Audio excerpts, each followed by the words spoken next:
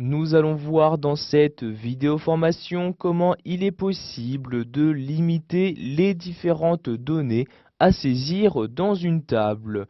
Mais tout d'abord, nous allons voir qu'il est également possible de modifier à tout moment le type, donc le format de vos données que vous souhaitez insérer dans un champ.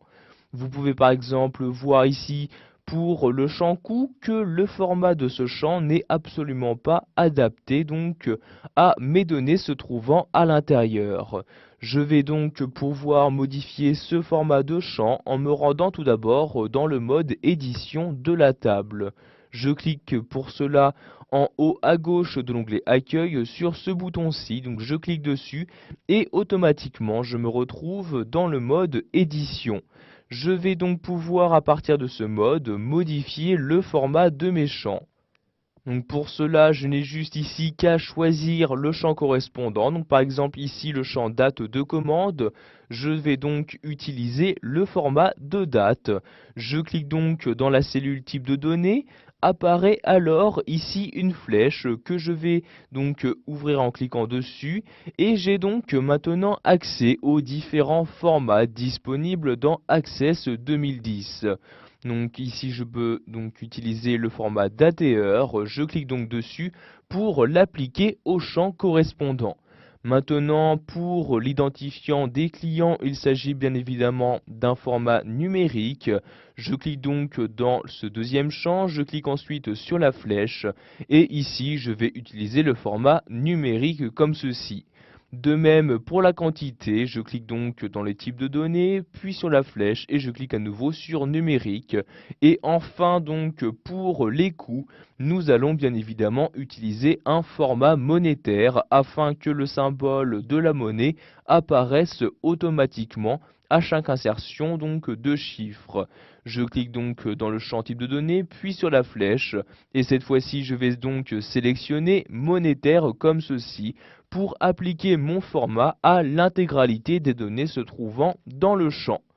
Nous allons maintenant voir que vous pouvez par la suite gérer, donc c'est-à-dire limiter les données qui doivent être saisies dans un champ. Donc, par exemple, vous souhaitez pouvoir gérer le nombre de caractères à saisir dans le champ produit.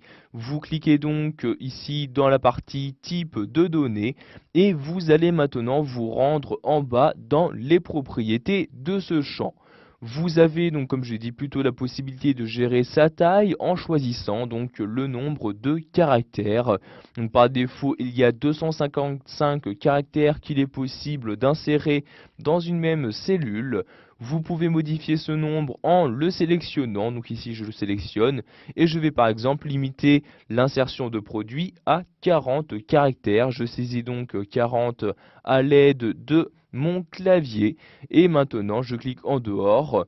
Donc ici, on me dit qu'il est impossible de modifier ce type de données vu qu'il existe plusieurs relations entre mes tables. Je clique donc sur OK et automatiquement la valeur 255 a été donc réinsérée.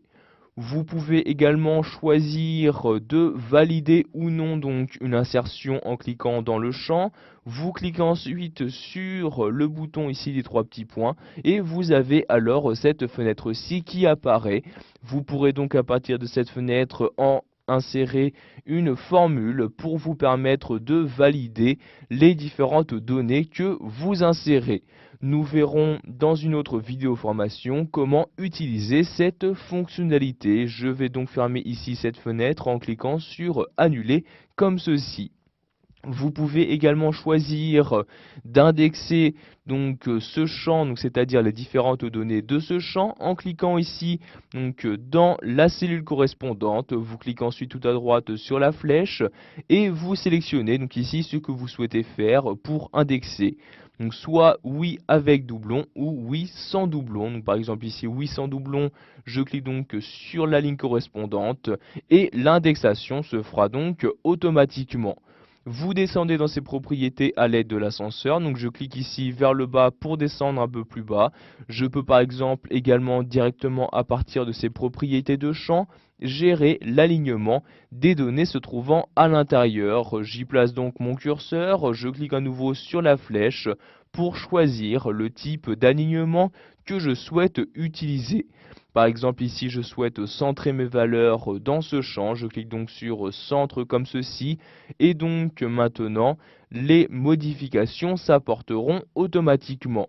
Donc, vous pouvez effectuer tous ces changements quel que soit le champ sélectionné. Donc par exemple ici ce champ-ci, je clique dessus.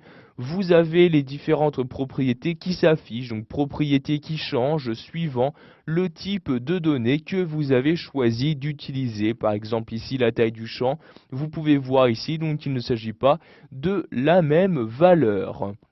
Maintenant, pour voir les changements apportés, vous allez retourner dans le mode d'affichage standard. Je reclique donc ici sur ce bouton-ci. Donc, vous devez bien évidemment enregistrer votre table pour apporter les changements. Je clique donc ici sur oui comme ceci. Donc ici, on me dit que différentes données peuvent être supprimées. En effet, j'ai choisi donc de raccourcir la longueur maximale des données à insérer. Je clique donc sur oui pour continuer, je clique ensuite sur OK comme ceci, puis sur OK pour fermer la fenêtre. Donc comme vous le voir, j'ai donc eu différentes erreurs. Je clique donc ici sur le type de données texte et je vais donc remodifier les éléments. Par exemple ici, je vais choisir de ne pas indexer en cliquant sur la flèche et en cliquant sur non comme ceci. Si je descends, je vais également choisir de ne plus aligner le texte en cliquant également et en cliquant sur la flèche. Puis je vais cliquer ici sur général comme ceci. Maintenant, je reclique ici sur ce bouton-ci, je clique sur oui pour enregistrer ma table et vous avez donc maintenant les modifications qui ont été apportées. Par exemple, ici, vous pouvez voir qu'apparaît alors le symbole euro, quelles que soient donc les données disponibles dans le champ. Voilà, vous savez maintenant comment il est possible de limiter les différentes données à saisir à l'intérieur d'une table.